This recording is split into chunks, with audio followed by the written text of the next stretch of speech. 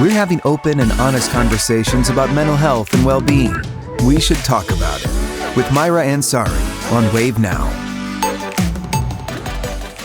Hey everybody, thanks so much for joining me here on Wave Now. I'm Maira Ansari with Dr. Stephen Taylor from U of L Peace Hospital here. And we are talking about something that we need to talk about. We should talk about it. I don't know if you all have been following the news that has unfolded since yesterday in Texas. It's absolutely devastating. Children going to school didn't make it home because of another mass shooting, and 2 adults were killed. Dr. Taylor, you came on short notice today because you wanted to be here with us to talk to our viewers, because this is a lot to mentally deal with. Once again, we've been here before. I know, me personally, a range of emotions from sadness, anger, frustration, fear. How do we deal with this? Well, I mean, you just kind of said it in the intro, here we are again. This is not the first time we've had a tragedy like this, and that's what I think makes this so much more tragic. And I think to be able to talk about what's happening and what we're feeling through all this is crucial. The fear, the anxiety, the anger, and the rage that we're all feeling, it's so much in the middle of this that I think it's important for us to talk about it. Yeah, and folks are asking, this shooting happened in Texas yesterday, Uvalde, and children at Robb Elementary, 2nd through 4th grader students, they were in school. This was their last week of school when a gunman came in and opened fire and killed 19 of them. Right. And just absolutely devastating. I was at my children's graduation ceremony this morning. I have a kindergartner and a 2nd grader, so 6 and 8. And the principal of the school addressed what happened. And Dr. Taylor, I sat there in my seat and I was just in tears because there are parents who aren't going to get to do that. And it's very, very just, it's not fair. Yeah, there aren't words for it. I mean, I think that's the thing. We want to find words and they just aren't there. It's a horrible tragedy. And to try to sweep it under the rug or not face how terrible it is and how terrible we feel about it would be an injustice. Not only to ourselves and our feelings, but to the families who've suffered such a horrific loss. Yeah. How do we process this? I'm sure many of you all have been at work, you're talking to family members, and it's the topic of conversation. But what do we do? Well, yeah, I mean, I think we have to meet ourselves and each other where we are, particularly our kids. You were talking about your own child. Kids have their own thoughts and their own feelings, and they experience things in their own way, and it's so important to meet them where they are. Mm-hmm. We have our own fears, we have our own anger, we have our own emotions. We're feeling the things that we feel as adults, and it may be what our kids are feeling, and it may be different. So I think it's so crucial to find them where they are first. What are they thinking? What are their words? How do they talk about it? And meet them on that level. My children, I was watching the news, I was glued to the TV yesterday, so they saw it on the news and they asked me what happened, and I was honest with them. And it was a really tough conversation for their little minds to wrap around that what somebody like me went to school and they see the parents emotional, hysterical, and how do we talk to our children about this? Because this is it's another tough one. Yeah, I was just thinking about a child's perspective, and I was remembering something that my wife and I were talking about some time ago about this. I'm dating myself here, but mm-hmm. when JFK was assassinated, mm-hmm.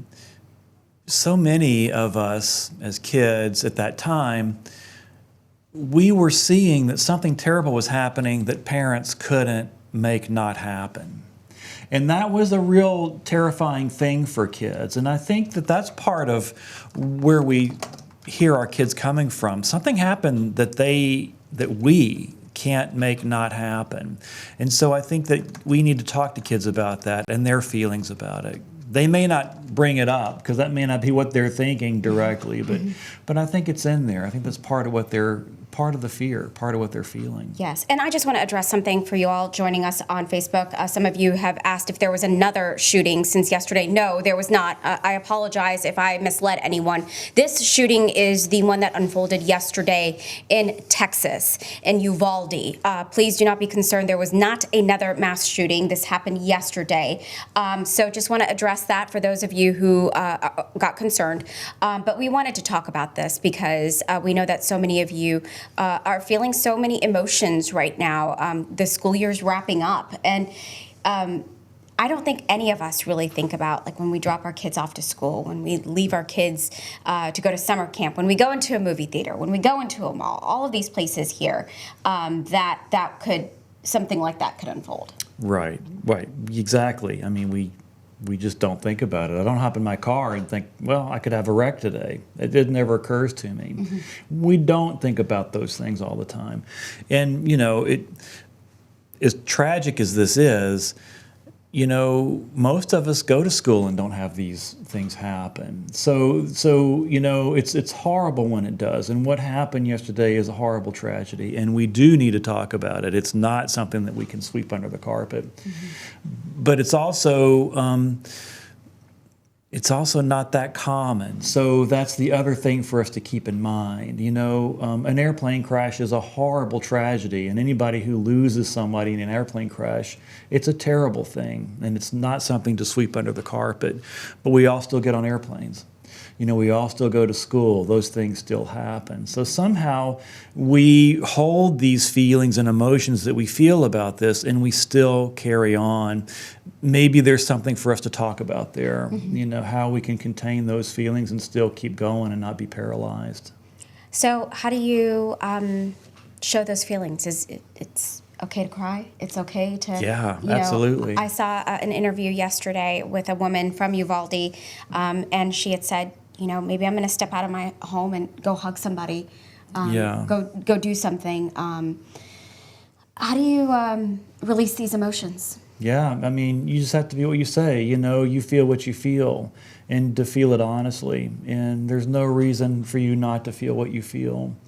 That's where you're at. And so is anger a normal reaction? Of course, yeah. I mean, anger, often when we think about it from a psychiatric and a psychoanalytic perspective, anger is often a defense against things that cause us to be vulnerable. Fear, anxiety, those things that we can feel that make us feel endangered or vulnerable. Anger is one of the ways we defend against that. And so anger is a very normal feeling to have. Mm-hmm. It's when we can't contain it and can't process it that I think it becomes a problem. If I feel angry and I make you angry and make you angry enough so that you'll go do something and make me feel better, that's not a good way for me to process and deal with my anger. It's something that I feel and need to be able to hold on to. And then we can talk about it, but it doesn't need to be one of those things that I make you feel so that I don't have to feel it. Mm-hmm. This obviously is not our first, but how do we continue to move forward? As you said, kids still have to go to school. But how does a community, whether it happened in Texas, again, we're talking about what happened yesterday in Texas, but of course we have experienced this a number of times across our country, even here in Kentucky. But to get over that fear, to find a way to move forward, there's a grief process, I'm sure. For sure. But I'm sure these parents are going through life second by second. They're not thinking about tomorrow. They're thinking about, how am I going to walk out the door? How am I going to get out of bed? Yeah. I mean, I think we need space and we need time. And like you were talking about grief, there's not a timeline for it. And there's not a recipe for how we grieve. It's different for all of us. We all feel it differently. And we need to have space and time to talk about and process that. I mean, I think here, you and I are having this conversation. This is taking time to think about it and to talk about it and to create an open forum to discuss it. I mean, I think that's what we need to have. That's what needs to happen. I think one of the most unnatural things in life is to bury a child. How does a parent get over something like that? How does a parent move? You don't get over that. I shouldn't say that. How do you? I don't know if I'm not phrasing a question correctly because I don't know. Yeah, how do you even ask it? How do we even approach it? How does a parent bury a child? Yeah, it's there is no answer for that. There is no way to, I don't even want to say sugarcoat it, but there's really even no way to make that feel like it's an okay thing, because it's not. And it's a huge loss and a big hole. We lose something. We lose something very, very personal and very intense part of ourselves. That doesn't go away. There are ways to continue to live, but you're continuing to live with the loss. And that's part of what grief is. Grief is continuing to live with the absence of somebody that was with you before. That is what grief is. It is living in the presence of loss. And that's what has to happen. That's what will happen. One of the Sandy Hook parents said yesterday that she has to move forward because of her other children. She has to be there for them. It is a lot on parents. It's a lot. It's a huge burden. D.W. Winnicott, one of the famous early theoreticians for psychoanalytic theory, talked about parents as creating a safe holding environment for the kid. We as parents create a space for kids to be safe and feel whatever they're feeling. And it is a huge burden on the parent because you have to hold your own feelings and not lose it. You got to keep it together, right?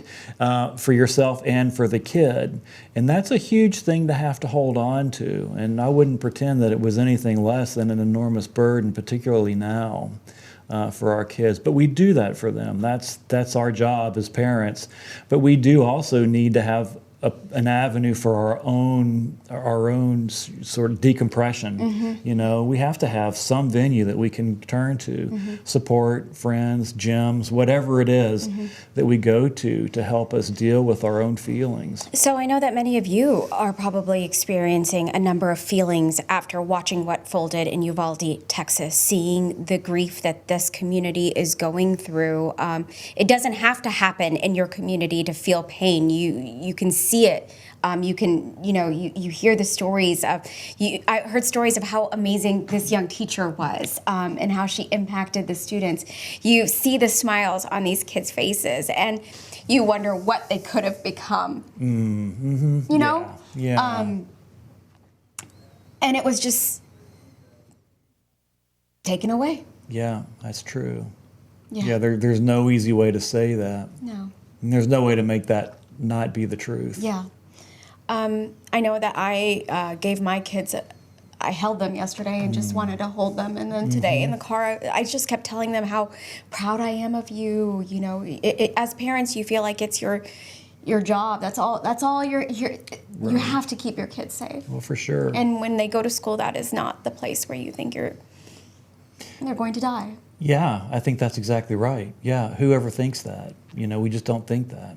So that's part of what makes this even more tragic when we experience that. Yeah. So for parents who are watching this, if you're having a hard time processing this, you're not alone by any means. It is absolutely normal to feel it didn't happen to you directly, but you can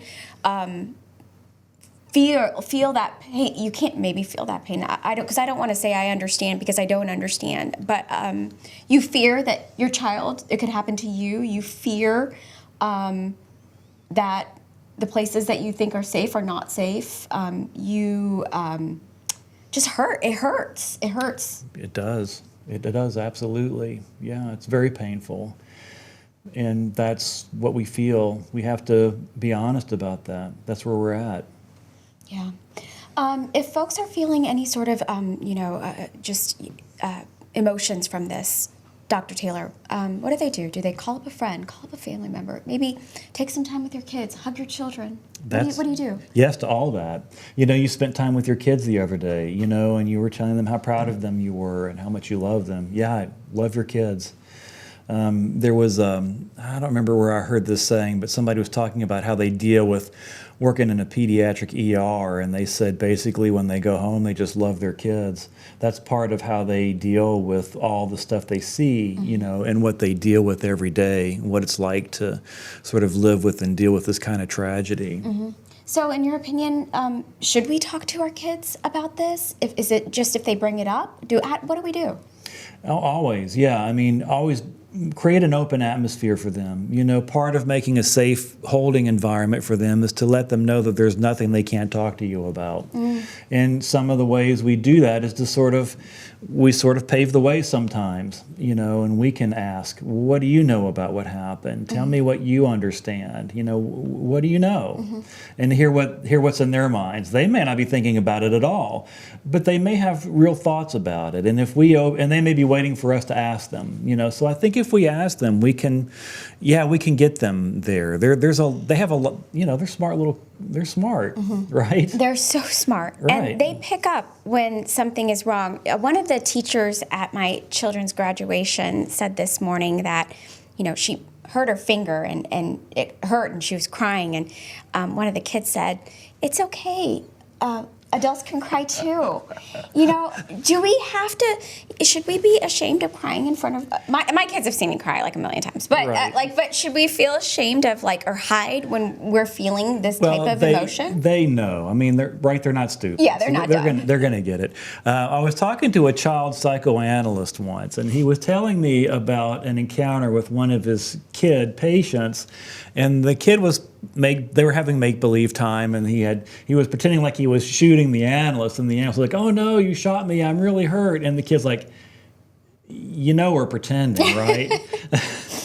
So it's like the kid wasn't under any, the kid was smart and understood. I don't know if what I'm about to say is right or wrong. Of course, not every act of violence is a mental health issue.